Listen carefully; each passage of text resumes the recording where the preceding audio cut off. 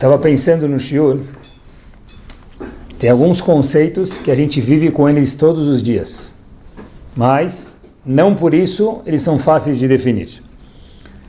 Difícil, por exemplo, o bolo de chocolate da mãe de cada um de nós.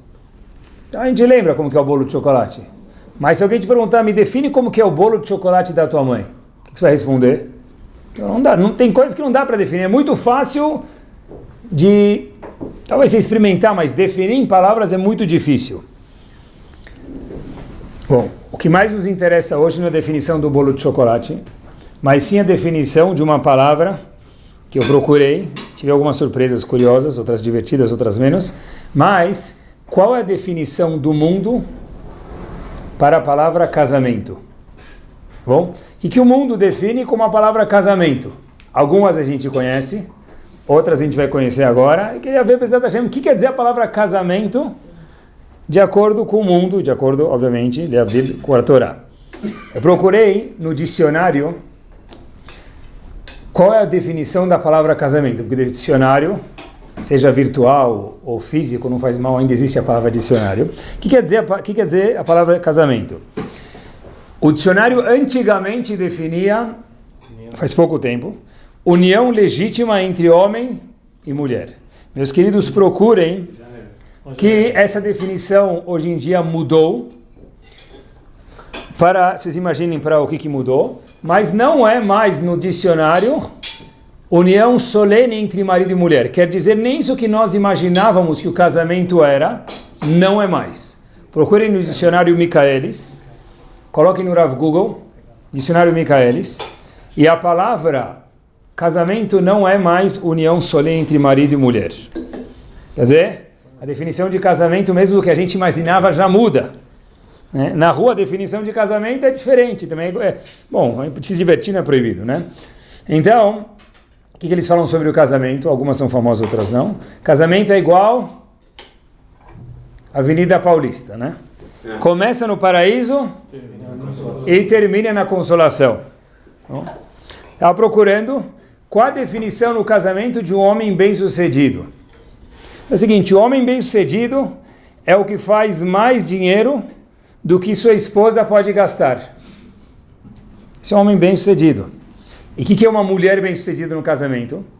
Uma mulher bem-sucedida é aquela que acha esse tipo de marido. Bom, tem algumas coisas curiosas sobre casamento, já que a gente está falando de casamento. Qual a melhor maneira de lembrar a data de aniversário da sua esposa? Esquecendo uma vez. Esquece uma vez que vai lembrar para sempre. Agora, bom, algumas definições dessa a gente conhecia, a do dicionário eu acho que vocês não conheciam, para mim foi surpreendente que não é mais a união entre o marido e mulher. Mas, bom, a gente conhece algumas coisas sobre casamento, e quando a gente pode se divertir, why not? Diversão faz parte da vida, e por que não? Mas, eu comecei a procurar no dicionário mais vendido no mundo. Qual é o dicionário mais vendido no mundo? Google. Aurélio. Michaelis. Oasis. O dicionário mais vendido no mundo é o Sefer Torah. O livro mais vendido no mundo é o Sefer Torah. E lá tem que, não é pegadinha, e lá tem que ser o nosso dicionário. Se eu sou um Yehudi, eu quero a definição de qualquer coisa, onde eu vou procurar? No dicionário de verdade, que é o Sefer Torah. Qual a definição da palavra casamento de acordo com a Torá? Qual a definição de marido de acordo com a Torá? Olhem que curioso. Eu estava estudando faz tempo uma Gemara, me chamou a atenção, anotei já faz alguns anos. Tem uma Gemara, um tratado no Talmud chamado Masechet Moed Katan. Fala um pouco sobre o Chol Moed, mais um assunto também. Mas no tratado de Moed Katan, na primeira página, você abre a Gemara, na primeira folha da Gemara mesmo. A Gemara, por alguma razão, está analisando a palavra Baal. O que é Baal em hebraico?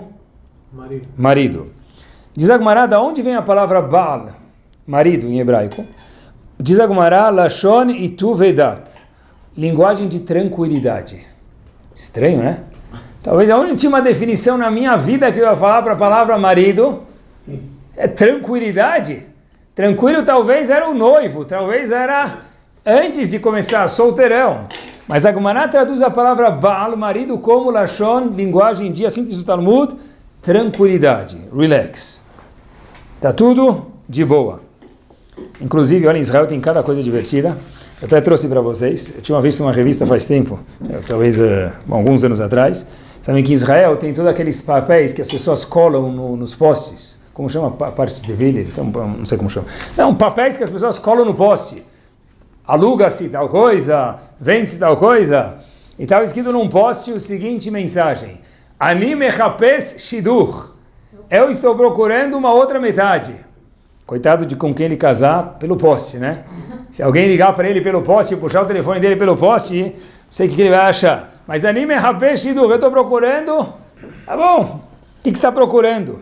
Casamento. Marido é linguagem de tranquilidade. Oh, senta e relaxa. Assim que diz o Agmará para a gente. Mais ainda, olha que interessante, quando uma pessoa faz um casamento, em hebraico a palavra casamento se chama Hatuná, mas a pessoa que faz o casamento, o corretor do casamento, como ele chama? Shadchan. Da onde vem a palavra Shadchan? É uma invenção. Olha que interessante.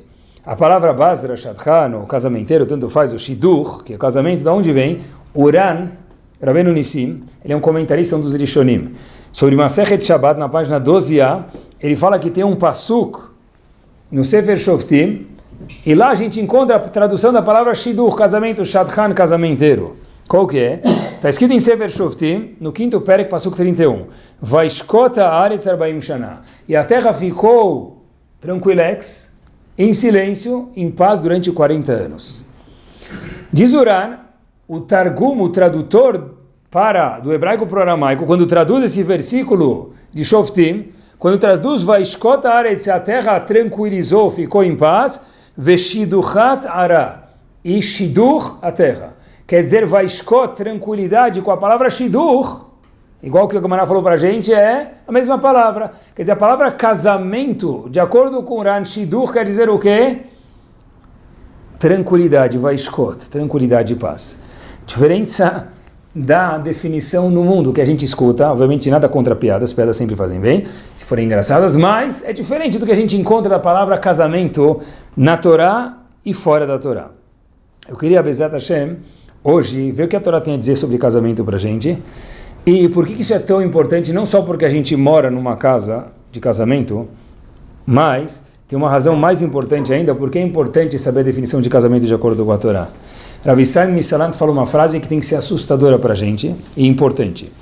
Assustadora não de medo, mas do impacto dela.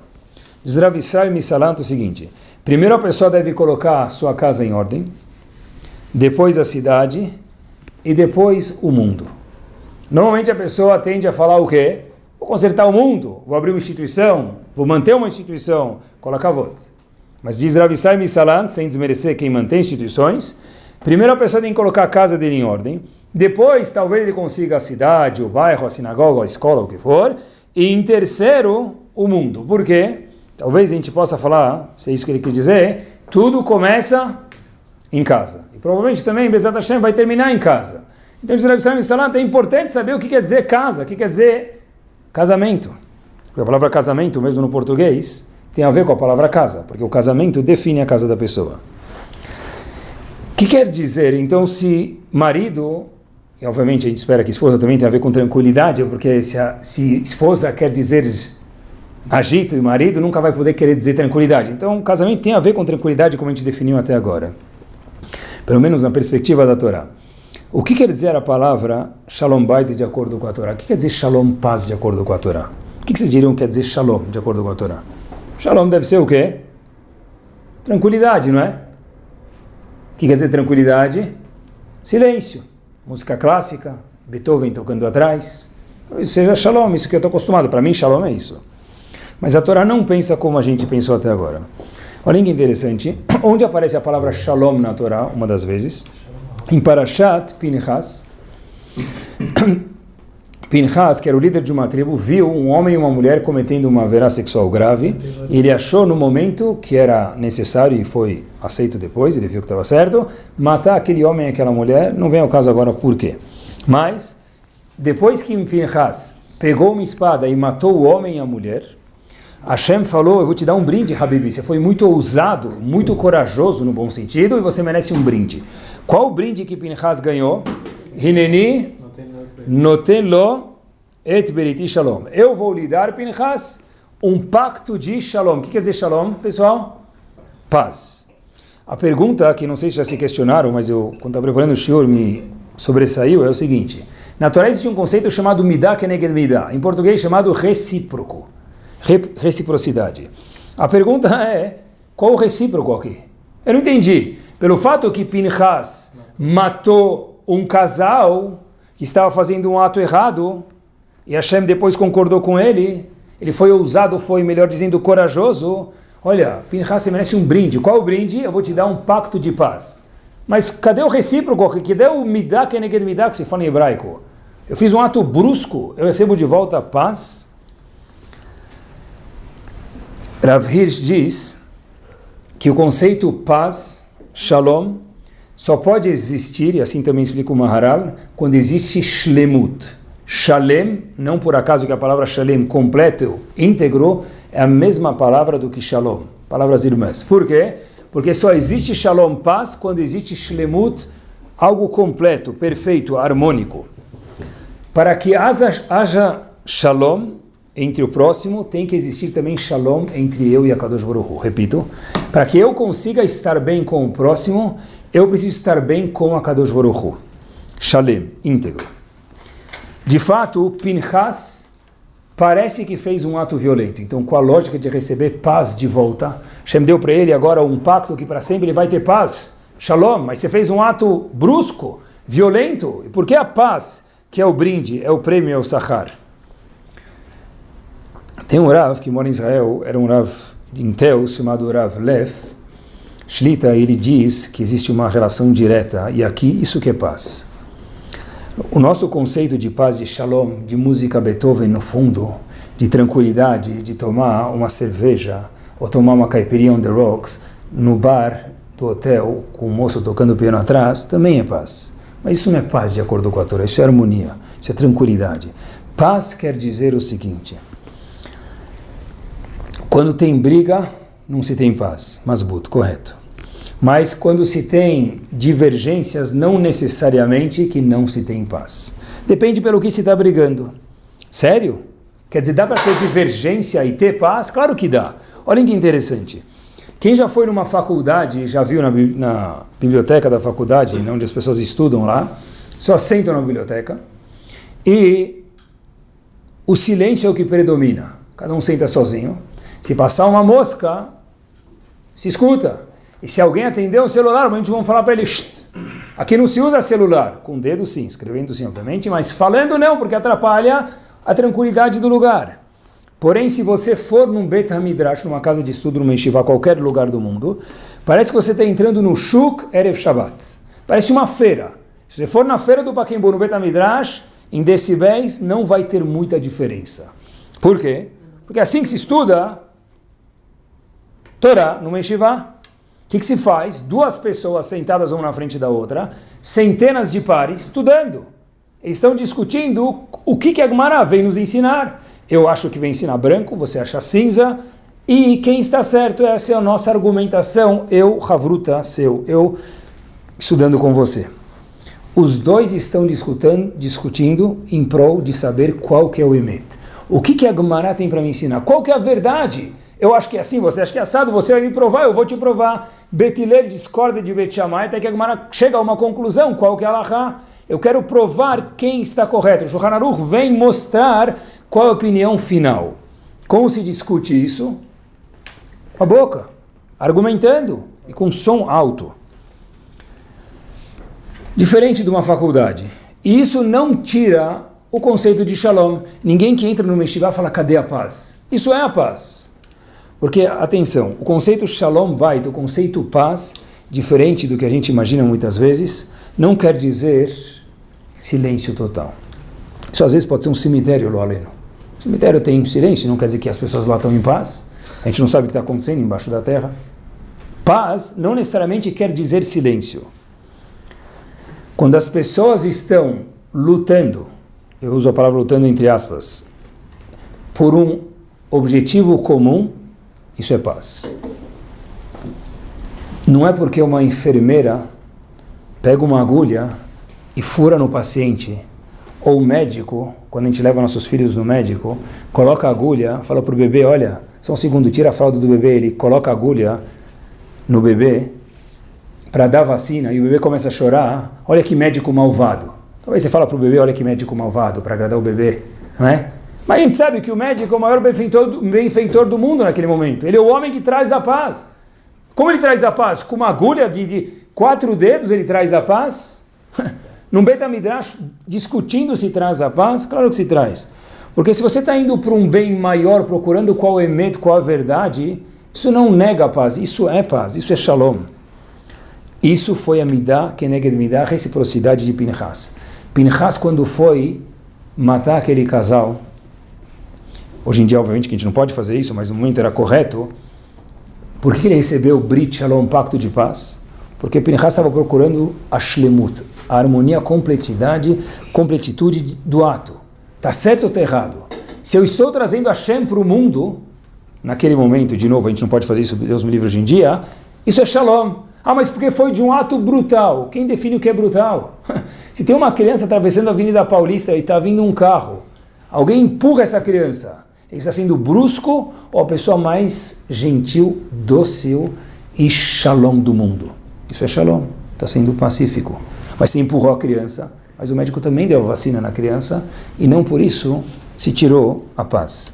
Ou seja, o fato de haverem opiniões divergentes não é uma contradição para a palavra shalom ou paz. Isso não quer dizer milchama, não quer dizer guerra. Por isso que Pinchas ganhou et beriti shalom. Inclusive, olha que interessante, eu vi uma vez uma explicação, quando uma pessoa entra num casamento na Rupá, uma das brachot, da Sheva brachot se faz é Baruch Atah Hashem, e termina a brachá she'akol bara lichvodo, que Hashem criou tudo em prol de um bem maior que é a Kadosh Baruch Hu, Deus. O que tem essa brachá no casamento? She'akol bara lichvodo. Por que não fala o que Hashem criou no segundo dia da criação também? Fala no casamento, Bereshit bara Elohim et hashamayim vet haaretz. O que tem a ver com casamento? Nada. O que tem a ver a brachá she'akol bara lichvodo com casamento? Que Hashem criou tudo para um bem maior. E daí? O que isso tem a ver com casamento? Porque se faz isso embaixo de uma rupá. Olhem que interessante. Viu uma pirâmide? Se a gente pegar uma pirâmide e colocar o Ish, o homem de um lado, a mulher do outro, e em cima, na pirâmide, colocar Kadosh Baruch Hu. Isso é um casamento. Casamento onde tem um homem de um lado, a mulher do outro, e conforme vai passando o casamento, o objetivo de um casamento é She'akol bara lichvodo. Olha que bomba! Tudo foi criado para chegar em Kadosh Baruch Hu, os dois têm que galgar, subir a pirâmide em direção a um bem maior. Qual que é ele? A Kadosh Baruch Hu. Mas está o homem de um lado e a mulher do outro, e daí? A gente tem opiniões divergentes, mas se o objetivo ele é comum, isso não tira a Shalom Bait, obviamente, quando os dois sabem dialogar. Quer dizer, quando duas pessoas têm opiniões diferentes num trabalho, quando duas pessoas têm opiniões diferentes numa escola, numa instituição, numa sinagoga, numa casa, não por isso eu virei inimigo dele. Pode ser que eu não sei dialogar, um problema que eu tenho. Mas o fato que nós pensamos diferente, nunca na vida isso foi contra o Shalom Bait. Isso nunca tira Shalom Bait em casa. Não faz que eu comece a desgostar da pessoa. Inclusive, o que faz então numa casa, se tudo é she'akol bara lichvodo? Eu tenho que estar de um lado, minha esposa do outro, a gente pensa diferente, não faz mal, mas é um bem, é um final, um objetivo em comum que é Hashem, lá em cima na pirâmide. E o que eu faço agora se eu sou mais religioso do que minha esposa? Se minha esposa é mais religiosa do que eu, então não tem Shalom Bait. Eu sou Shomer Shabbat, minha esposa não é. Minha esposa é Shomer Shabbat, eu não sou. É possível que haja um Shalom Bait? Shalom Bait é chegar num bem comum. E a gente pode pensar diferente, mas pelo menos tem que ser um objetivo em comum, e eu não tenho objetivo em comum com ela. Ou ela não tem objetivo comum comigo. Existe Shalom Bait nesse caso? É difícil demais uma situação dessa, e é mesmo. Agora, talvez o teste do marido ou da esposa, ou talvez não, com certeza, nessa situação, claro que tem Shalom Bait. E não precisa ser também que eu sou Shomer Shabbat e minha esposa vai no McDonald's no Shabbat. Talvez um caso que seja mais próximo a gente. Eu sou mais cuidadoso numa das melachot. Pode ser que eu ando de carro, ela não anda. Ela anda de carro, eu não ando. Pode ser que eu subo de elevador, ela sobe de escada. Pode ser que eu mexo no mukse, ela não mexe no mukse. Pode ser que eu como coisas que foram esquentadas de uma forma proibida e ela não come. Divergências no Shabbat. Como é que se faz Shalom Bait nesse caso? Cadê o bem em comum? Cadê o objetivo em comum? Quem sabe, pessoal, se o tafkid, o objetivo daquele marido no mundo, é fazer o seguinte: educar a esposa, ou a esposa educar o marido. Está longe de ser um casal inteligente aquele marido que casou para educar a esposa, ou aquela mulher que casou para educar o marido, que a última coisa que se faz num casamento é educar o outro. O que sim eu posso fazer se eu sou diferente da minha esposa, a minha esposa é diferente de mim, em qualquer nível religioso, o que é? Ser um bom exemplo. Rabino, poxa vida, eu estou cumprindo Shabbat faz 1 ano, e minha esposa não fez nada ainda. Costuma responder para a pessoa, para ele ou ela, normalmente é o marido que vai frequentar mais a sinagoga, mas pode ser do outro lado, também não faz diferença. Olha, faz quanto tempo da sua vida você não cumpriu o Shabbat? 30 anos, 35. E porque você cumpriu 1 ano, ela tem que começar a cumprir junto com você? Dá 35 anos para ela acordar também. Mas é muito difícil. Puxa, de verdade, é muito difícil morar numa casa que você pensa de um jeito e ela pensa de um jeito diferente. Especialmente se é um Shmirat Shabbat, são coisas grandes. Tem razão. Mas, como é que eu posso influenciar a minha esposa? Como é que a esposa pode influenciar o marido? Pessoal, só tem uma forma. Sem educar. Isso é o que não dá para fazer. O que sim dá para fazer para que haja Shalom Bait? É ser um bom exemplo e mostrar que você está feliz com o que você está fazendo. Não tem outro jeito. Quanto mais falar para ela fazer, quanto mais ela falar para você fazer, menos vai fazer. O único jeito que eu posso fazer para que minha esposa cumpra Shabbat, se ela não cumpre, ou se ela quer fazer que eu, marido, cumpra Shabbat, é tfilar para Kadosh Baruch Hu, ser um bom exemplo, mostrar quanto eu estou feliz cumprindo o Shabbat, não quanto chato é Shabbat para mim. E feliz, não importante. Importante para você, continue assim. Se você quer transbordar para mim, mostra quanto você está satisfeito com isso. Seja um bom exemplo. Quer dizer, mesmo quando tem divergência, e mesmo quando, infelizmente, quando casou não pensou nisso, e mudou no meio do caminho, não tem o Sheakol Barel Yechvodô, não tem um objetivo em comum, também dá para ter Shalom Bait. Mas a gente pensa diferente, tá certo? Pinchas ganhou o pacto de Shalom mesmo sem agir de uma forma que a gente imaginaria que era Shalom. Porque se eu sei lidar com o outro, e normalmente se eu tenho um objetivo em comum, melhor ainda, dá para sim ter Shalom. Uma vez perguntaram para o homem que eu tive o zehut de ter contado, já contei uma vez para vocês, aqui no Brasil, 3 dias, fiquei quase o dia inteiro com ele. Ele veio descansar e para mim foi os melhores 3 dias da minha vida. Rav Matityahu Salomon Shlita. Perguntaram para ele o seguinte: por que hoje em dia tem uma grande mudança? Que mudança? Antigamente, me permitam a palavra get, divórcio, no mundo religioso, me permitam a falta de delicadeza, era um palavrão. Hoje em dia, infelizmente, hoje em dia não, mas um tempo depois virou algo incomum. E hoje em dia, infelizmente, não é algo comum. Nós não estamos aqui, Deus me livre, para julgar ninguém que está casado ou não casado. E quem somos nós? Mas a palavra get, divórcio, infelizmente, não é uma novidade agora. Tal pessoa divorciou. Acontece. Assim que a gente responde, não é? Perguntaram para ele, Rav, o que mudou? Quando você era pequeno, Rav Matityahu está vivo, que ele tem Arichut Yamim, Bezat Hashem, a gente sabe que a gente está falando de Moshe Rabbeinu, tá bom? Era uma coisa normal. Eu lembro que eu estudei na Yeshiva, no Kolel, Alachot Gitin, quando estava estudando, um Rav veio, o Rav que fazia Gitin, veio mostrar para a gente na prática tudo que a gente estudou, como que se faz, a gente vê um divórcio, onde o marido e a mulher autorizaram. Eu perguntei para ele, o que mudou de muito tempo para cá? Ele falou, mudou o tamanho da minha pasta. Porque antigamente eu colocava uma cópia do get para arquivar, para ter, para futuros consultas, né? De vez em quando, e hoje em dia, a cada dia, eu coloco mais e mais páginas. Antigamente era uma vez de vez em quando, hoje é uma coisa diária. Perguntaram ao Rav Salomon, mas por que isso? O que mudou, Manishtaná? O que mudou? Se Rav Salomon, a falta de Shalom Bait se deve a um ponto, a uma midá em especial. Qual? A falta de savlanut, a falta de paciência e tolerância que eu não tenho como esposa e que eu, esposa, não tenho com meu marido. Entender que eu preciso ter tolerância. Igual que eu demorei 35 anos para cumprir Shabbat, ou para não mexer no mukse, ou para subir de escada no Shabbat, ela também pode levar 35 anos. E talvez ela nunca vai querer mudar. Não se casa com alguém para mudar essa pessoa. Tem que saber viver com a pessoa. O jeito é fazer tefilá. O jeito é fazer tefilá e ser um bom exemplo. É muito difícil. Mas, pessoal, se eu sei ser um bom exemplo, quase em todos os casos que a pessoa tem paciência, tem que ter savlanuto mesmo, a pessoa tem paciência, ele é um bom exemplo, no fim a esposa vê quanto isso é gostoso para o marido e quanto ele é respeitoso com ela, ou vice-versa, por ele eu acabo pelo menos fazendo o básico para não incomodar meu marido. Mas tem que ter muita paciência, muito jogo de cintura. Mas pensem junto comigo, se eu demorei X anos para fazer tchuvá, porque ela tem que fazer tchuvá amanhã, porque eu acordei. Quem falou que ela escutou o mesmo alarme que eu escutei? Ah, mas vou te dar o shiur que eu escutei. Tá bom, algumas pessoas acordam com shiur, outras pessoas acordam com outro shiur. Um dia a moeda vai cair, Bezat Hashem. Por exemplo, não precisa ser só para Shabbat, para tudo isso na vida. Eu comecei agora a fazer ginástica. Como que minha esposa não faz ginástica?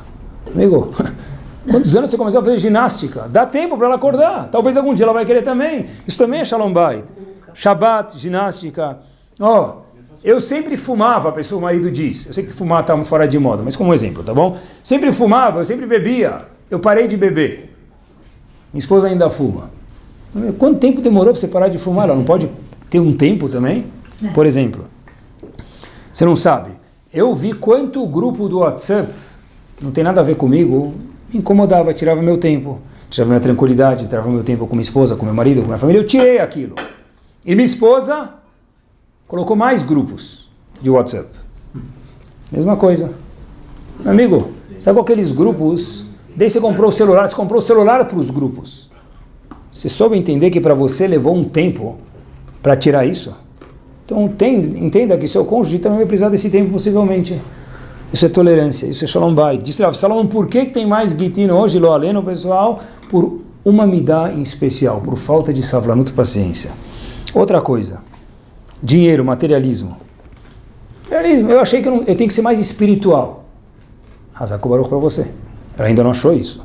Continue trabalhando até ela achar diferente. Então, se o outro gosta muito de mim, se eu sou muito gentil com o outro, por mim ele vai fazer uma atitude, não igual a minha pessoa, mas vai fazer. Mas tem que ter tempo, ter filá, que nunca pode faltar, e muita paciência. Savlanut. Tem que ter. Se eu casei com ela assim, é porque eu queria ela assim. Agora, se eu mudei, o que ela tem a ver com isso? Se ela tivesse mudado, o que eu tenho a ver com isso? Tem que andar junto, mas a gente tem que dar tempo ao tempo, savlanut. Olha que interessante. Pessoal, isso também é Shalom Bayit, não é ficar na paz. Quer ver? Eu vou provar para vocês mais uma vez. Tem final da novela agora. Final da novela, os últimos 2 capítulos, o último capítulo de tal novela. Beleza. Qualquer dia. Terça, tarde, não precisa ser sexta-noite, qualquer dia. Mas eu tenho o final do Campeonato Brasileiro. Então, não que haja nada errado com isso, mas você fala, olha, eu sento numa televisão, minha esposa na outra, meus filhos na outra, você entra em casa, está uma tranquilidade total. Isso não é shalom. Quer dizer que a gente não pode escolher ver coisas diferentes? Não estou falando isso, mas entendam que o conceito macro, isso não quer dizer shalom. Estar em silêncio não quer dizer shalom. Você pode ficar sem se falar durante um ano. Quer dizer que eu estou em shalom com ele? Eu não cumprimento aquela pessoa faz um ano. Eu estou em shalom? Essa é a maior guerra do mundo que existe. Silêncio não quer dizer shalom. E ter divergência não quer dizer milhamá também. Dá para ter shalom também quando a gente pensa diferente. Olhem que interessante. Quando a Hashem criou a mulher para o homem, olha, eu nunca tinha visto essa explicação. Hashem falou, Eselo Ezer Kenegdo. Vou fazer um Ezer, uma ajuda contra ele. Tem muitas explicações de como pode ser uma ajuda contra ele. A Gemara explica um jeito, o Rashi também traz. Como que eu posso fazer uma ajuda para o marido contra ele? Ajuda sempre a favor, não é contra. Vou te ajudar com o vento contra, não existe isso. Como é que é Ezer Kenegdo? A mulher é uma ajuda, diz a Torá, Kenegdo, contra o marido. Olhem que interessante. Eu consigo ficar na frente da minha esposa, esse é o maior tafkid que a mulher foi criada. A Ezer Kenegdo, fica na frente dela. Porque hoje, para o marido ficar na frente da esposa, com o celular virado para baixo, ou longe, precisa de muito. Isso que a Torá está falando para a gente. Uma explicação ousada mas para o nosso século, certeza que eu posso falar isso que é verdade para vocês. A Ezer Kenegdo, eu consigo ficar tete a tete na frente da minha esposa, sem nenhum outro casal do lado conversando, eu conversando com outro marido, ela com outra mulher. Eu sem o celular, ela sem o celular, a gente consegue dialogar. Isso é Shalom Bait. Isso é Shalom Bait, é Ezer Kenegdo. Kenegdo é na minha frente também. Minha esposa está na minha frente. Uau! Esse é o maior sinal de Shalom Bait. Isso é Ezer Kenegdo. Inclusive, eles falam que nem sempre a mulher aguenta ficar do lado do marido do lado da mulher. Eles contam que uma vez tinha um grande Rav, óbvio que a história nunca aconteceu, mas vale a ideia. Falaram, como começou esse conceito de sentar separado nos casamentos? Como é que começou? Isso é novidade, não é? Então contam que uma vez tinha um grande homem sentado do lado da esposa dele, e aí o marido chega lá, esse homem estava lá sentado e passa a garçonete lá com sobremesa, bolo de chocolate, petit gâteau, grand gâteau, e o marido pega o petit gâteau, o grand gâteau, o ma'mul, o knafe, o quindim, o brigadeiro. Aí a mulher chega a falar para ele, olha, chega de comer, a diabetes, a barriga, as calças não entram mais. Esse marido volta para a sinagoga no dia seguinte, sobe no púlpito, na drachá de sexta-feira à noite, ele fala, daqui para frente, todas as festas serão separadas, homem de um lado e mulher para o outro, tá bom? Mas obviamente que isso não é Ezer Kenegdo. Ezer Kenegdo é saber ficar na frente do outro. Não precisa ser, pode comer separado também, não tem problema. Mas a ideia é, consegue ficar perto da pessoa, morar junto. A gente mora junto. Morar junto não é casamento, morar junto é uma sociedade. Eu trabalho junto com o meu sócio. Eu não estou casado com ele, eu espero. O que é casamento? Qual a diferença entre casamento e meu sócio, que a gente tem 50-50 na empresa? A diferença é que eu faço financeiro, ele faz vendas. A gente divide tarefas. Casamento também se divide de tarefas, mas casamento é um novo eu. Se não, qual a diferença entre casamento e sociedade? Nenhuma. Ridículo isso. Certeza que é. Casamento eu sou uma nova pessoa. Eu e ela, a gente é uma coisa só. Como é que se faz isso então? Dá para fazer isso? A Torá acha que dá. Como que se faz? A Gemara conta que, olha que interessante, inclusive para o que a gente mencionou antes, quando não tem, o marido quer fazer Shabbat e a mulher não quer, ou vice-versa. Também se aplica. O Gemara fala o seguinte, quando tem amor entre duas pessoas, os dois conseguem sentar na ponta de uma faca.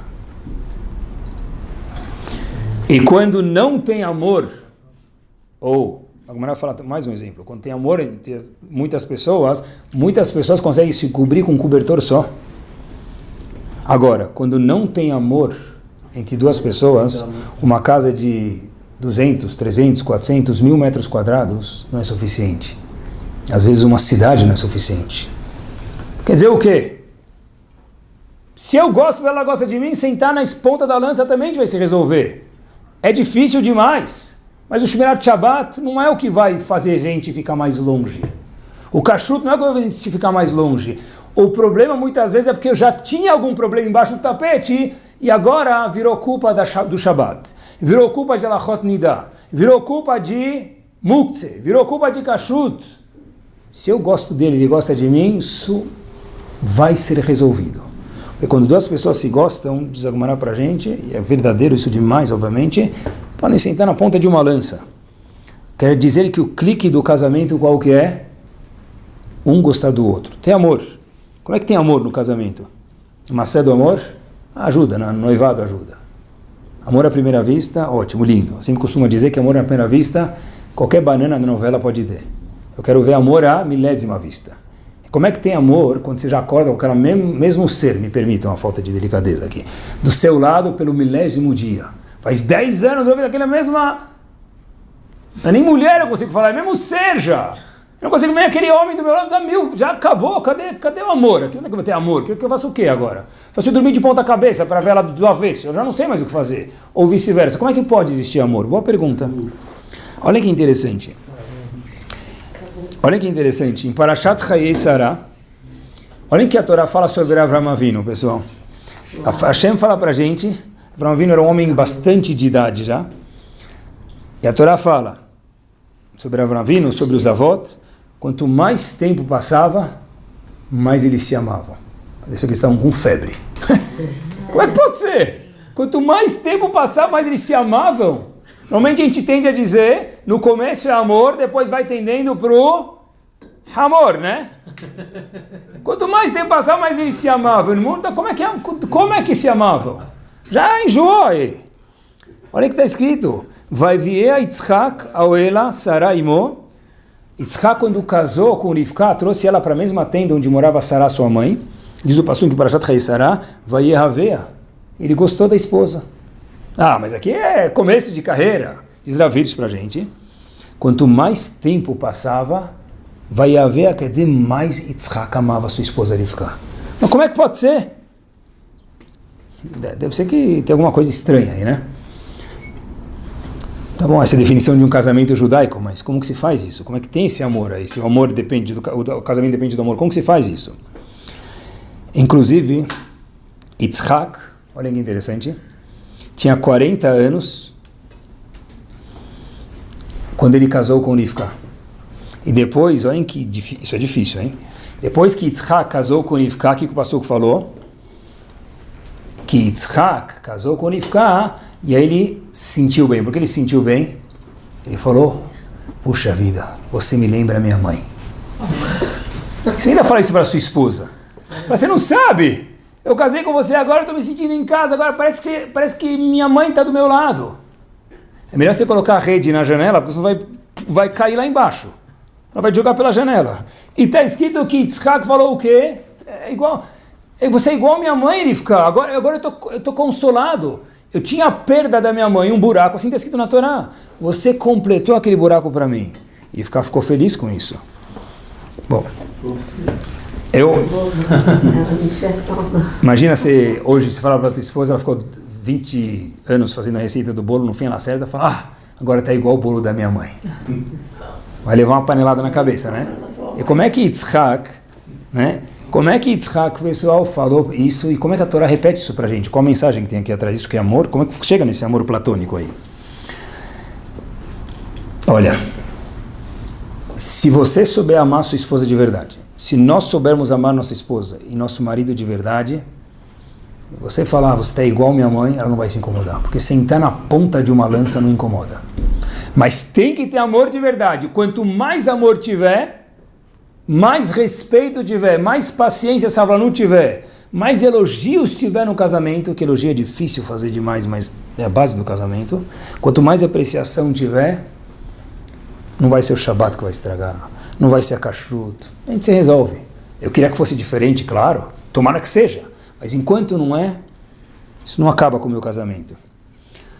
E tem que resolver. Como se resolve? Com amor, com elogio, sem críticas, sendo um bom exemplo. Sabe? Apreciando o outro. Eu vi uma frase espetacular sobre problemas do casamento. É igual um sorvete de casquinha. Se não resolver os problemas do casamento rápido, acaba virando uma grande sujeira. Espetacular. Casamento com problema e a pessoa fica tapando com tapete, assim, com a peneira, é igual sorvete de casquinha. Tá comendo lá, segura o sorvete 2 minutos. Deixa parado, começa a cair, vira uma sujeira total. O casamento é a mesma coisa. Eles falam que como surgiu o primeiro iceberg, o marido levou um desaforo, colocou embaixo do tapete, a mulher levou outro desaforo, colocou embaixo do tapete, começaram a discutir, colocou embaixo do tapete, de repente passou algum tempo, você tira o tapete e formou o quê? Assim formou o primeiro iceberg. É de verdade, é assim mesmo que forma. Por quê? Porque tem que cultivar, plantar no casamento, Ezer Kenegdo. Eu consigo ficar na frente dela e é gostoso ficar na frente dela. A mulher, olha que interessante, chama peculiaridades da mulher, é difícil, mas faz parte do nosso trabalho, maridos. Ramim falou pra gente que a mulher precisa ser amada. Você pode falar pra tua esposa, olha, eu te amo, daqui amanhã ela vai te perguntar de novo, mas você me ama? O que você vai falar pra ela? Eu te falei 3 vezes, o que você não escutou? Vou colocar no WhatsApp, você aperta gravar, Ana bahabbak, je t'aime, I love you, te quero muito, fala em todos os idiomas, e cada dia ele escuta um idioma. Por que não serve? Por que não serve? Porque a mulher precisa ser amada. Então eu falei para ela que você quer, escrevi, falei, pintei, escrevi no quadro, coloquei em cima da cama, não adianta. Olha que interessante. Inclusive, quando a gente fala de Imaot, as Imaot, nossas matriarcas, eles eram tzadikot, eram, mas eram seres humanos também. Está escrito em relação a Leá, teve um momento que Leá viu, Vaiar kisnua anochi. Eu, Leá, estou me sentindo detestada por Yaakov. Os comentaristas perguntam, como assim? Leá, detestada por Yaakov, quer dizer que Yaakov detestava a esposa dele? Não. Yaakov nunca detestou Leá, então ela se sentia detestada, porque a gente sabe que Yaakov gostava mais de quem? De Rachel. Quando o homem mostra um amor por qualquer coisa maior do que ele mostra pela sua esposa, ela sente isso, ela se sente detestada. Mas Yaakov nunca foi, eu te detesto, não faz mal. Mesmo Leá, tzidkut em pessoa, que do chá em pessoa, não interessa. Eu estou me sentindo detestada por Yaakov, por quê? Porque ele tem outra esposa, Rachel, e eu sinto que ele gosta mais dela do que de mim. Quer dizer, a esposa tem que se sentir o xodó do marido. Se a esposa se sente o xodó do marido, a sogra incomoda muito menos. Tá bom, deixa ele feliz com a sogra dele. Eu sei que ele gosta de mim mais do que ele gosta da mãe dele, que não interessa. Não atrapalha. Inclusive, Rav Wolbe tem uma carta que ele escreveu para os Hatanimas de Gazalé. Ele diz o seguinte: quando sua esposa coloca uma roupa, estou falando de Rav Wolbe, aonde? Beit Vagan, Mea Shearim, qualquer lugar do mundo. A esposa coloca uma roupa, ela espera uma palavra bonita sua. O Wolbe disse para um Hatan, a carta está impressa para a gente ler. Quando a esposa coloca um perfume, ela espera o quê? Mudou de perfume? Que delícia esse seu perfume. Sei lá, ela já sabe, já falei 30 vezes, eu comprei o perfume para ela. A gente sabe que não funciona assim. Olha, se ela, diz Rav Wolbe, se a mulher mudar de roupa e você, marido, não perceber, fora que você vai ficar talvez sem dormir, isso ele não fala, mas ela vai sentir triste, porque a mulher precisa ser apreciada, e a apreciação da mulher é ela sentir que você está olhando para ela, marido. Se ela cozinha e você não fizer um ulalá, a mulher se sente o quê? Diz ele, traída. Olha as palavras dele. Quer dizer que quando sua esposa fizer halá em casa sexta-feira, antes do Shabbat, que no Shabbat não pode fazer halá, e coloca halá na mesa, antes de você comer a halá, que você vai fazer? É isso! Isso, você deu vida para o teu casamento para mais uma semana agora. Se você comer a halá igual você come a halá da padaria, ou falar da padaria é melhor, faltou um pouco de sal, disse Rav Wolbe, a esposa se sente traída. Talvez aqui para frente você compra halá, faz, não sei, ou coloca uma halá embaixo da cama e você come escondido, não sei. Mas a esposa se sente traída, isso é amor. Quer dizer que a mulher tem que se sentir que o marido está sempre preocupado com ela. Se a mulher está se sentindo mal, o que eu preciso fazer? Ela foi no médico, acabou, o que eu preciso ver? Mais que o médico eu não vou entender, tá certo? Mas o médico é médico e eu preciso ser marido. Como você está se sentindo hoje? A gente já sabia de tudo isso.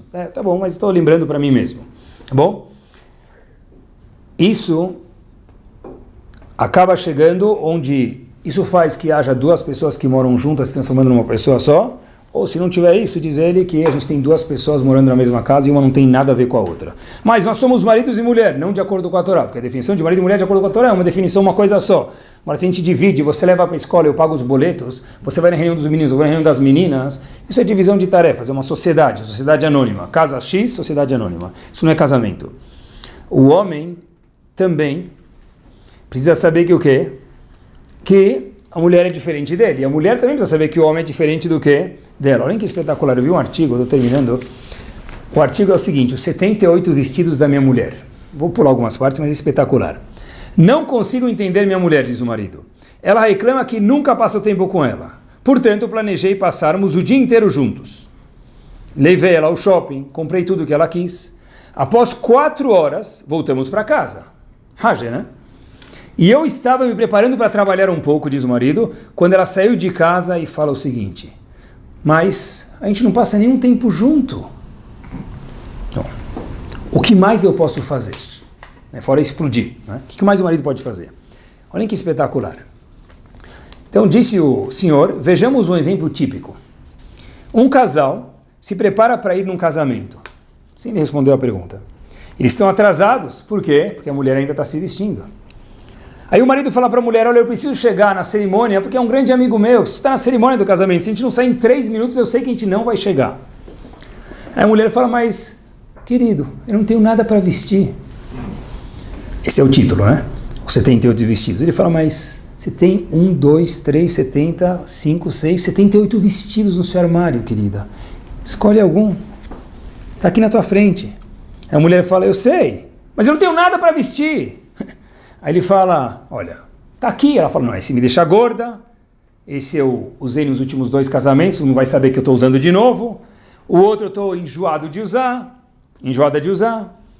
Bom, então o marido, que ele fica com medo, nessa altura, a única solução seria o quê?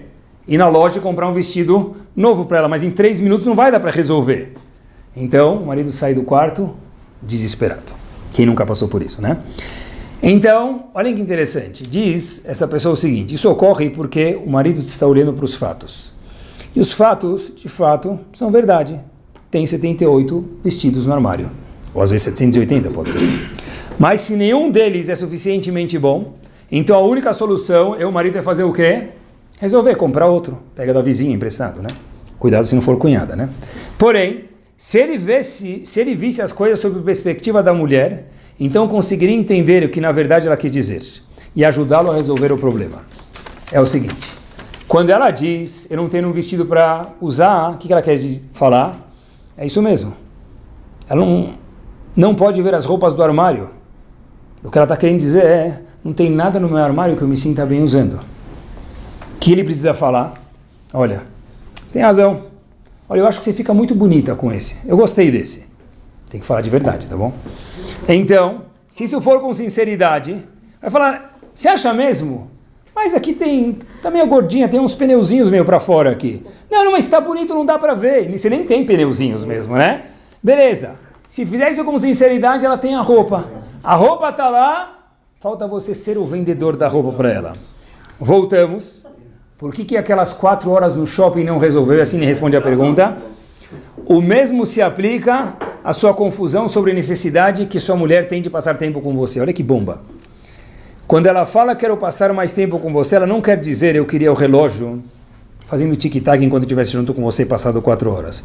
Ela quer dizer o seguinte, eu gostaria de me sentir próxima de você, conectada com você, batendo um papo com você. Ele termina com uma frase espetacular, que a vida não é medida pelo tic-tac do relógio, mas sim pela batida do coração. Que bomba! Tá bom que é romântica, eu entendo. Mas olha que espetacular! Olha que espetacular! Olha que espetacular! De verdade, eu preciso entender que eu casei com uma mulher que está do outro lado da pirâmide, ela é diferente de mim, e eu também sou diferente dela. Marido, 2 minutos, pessoal, de tolerância a gente termina. Marido também não é moleza. Quem falou que o marido é moleza? Talvez ele não tenha 78 ternos, mas também tem as dele, né? Olha que interessante, eu vejo isso muitas vezes. Muitas vezes, o marido fala para a mulher, poxa, eu já te falei que hoje não era para comprar a bolsa. Não era para comprar um par de sapato essa semana. Tem outras coisas para pagar. Eu não quero ficar com essa conta pendurada. Tá bom? Qual que é o problema? O que faltou a mulher entender? Fora que não devia gastar. E muitas vezes nem não devia gastar. O que faltou a mulher entender? Considerar a opinião dele. Às vezes mas ela fala, olha, mas você tem dinheiro no banco? Eu sei que você tem. Tá bom. Mas você pode um dia escutar a minha opinião? Mas eu preciso de mais um sapato. Eu entendo que você precisa de mais um sapato. Mas se você falar, na verdade, eu passei na frente da loja e não comprei, sabe por quê? Porque independente se você tem ou não, já que você pediu para mim não gastar, para mim sua opinião é muito válida. E hoje eu não comprei um sapato, sabe por quê? Porque eu não queria te magoar, não para não receber bronca quando chegar em casa, porque é para mim. Eu quis fazer para você, porque eu gosto de você. Eu gosto de você. Às vezes não é nem o dinheiro que incomoda o marido, muitas vezes pode ser que seja. Muitas vezes é o quê? É a falta de consideração. Eu falei 10 vezes. Eu não quero hoje que você vai lá e troca o sapato. Eu não quero mais uma bolsa. Você não pode me considerar um pouco? É isso que o marido está querendo dizer. Igual que a mulher tem o perfume dela, tem o vestido dela, os 78 vestidos e não se acha bem, o marido também tem direito de ser ouvido em casa. E aqui vai uma novidade explosiva. O que se faz quando o marido quer ser mahmir, mais rigoroso, e a mulher não quer ser mahmir? O que a gente faz? Como que resolve isso? Vou falar para vocês o que a Alahá tem para falar para a gente. Humrot está no terreno do marido, não da mulher. Repito, Humrot, além do rigor da lei, esse é o terreno do marido e não da mulher. Não que a mulher, Deus me livre, não possa fazer, Isso nunca tem que passar pela cabeça do marido porque ela não faz. Não tem nada a ver com você, o que se ela faz, ela não faz uma humrah, uma coisa a mais. Inclusive, eu vi um caso que aconteceu. A esposa do Rav Yaakov Kanievsky, mais conhecida como Stipler, tirava Trumot Maser. Quando a gente tira de uma forma breve, explicando, quando a gente pega frutas em Israel, tem que tirar Trumot Maser, separar alguma coisa para poder comer as frutas. E antes de tirar Trumot Maser, tem que falar um texto. A esposa do Stipler falava o que é conhecido pelo Nusach Katzar, um texto resumido. E o Stipler e o Hazonish, que eram família, marido e irmão, comiam as frutas sem nunca falar nada para ela. Eles faziam o Nusach grande, o texto grande. A esposa do Nusach pequeno, meus amigos estão falando de quem? Da esposa do Stipler. Eu não tenho nem ideia de quem era esse anjo. Não interessa. O Stipler falou, uma humrah é terreno do marido. Se a mulher quiser fazer, coloca kavod, vai receber brachot. Mas se ela não quiser fazer, nenhuma cobrança do marido para a mulher quando se refere a humrot, coisas que vão além do que o Shulchan Aruch pede para a gente, uma coisa que é um rigor. Quer dizer que isso leva a gente a entender que o marido é diferente da mulher. O marido é diferente da mulher, e por conseguinte não posso comparar também, e com esse ponto a gente termina, que isso destrói o Shalom Bait, é quando existe comparação.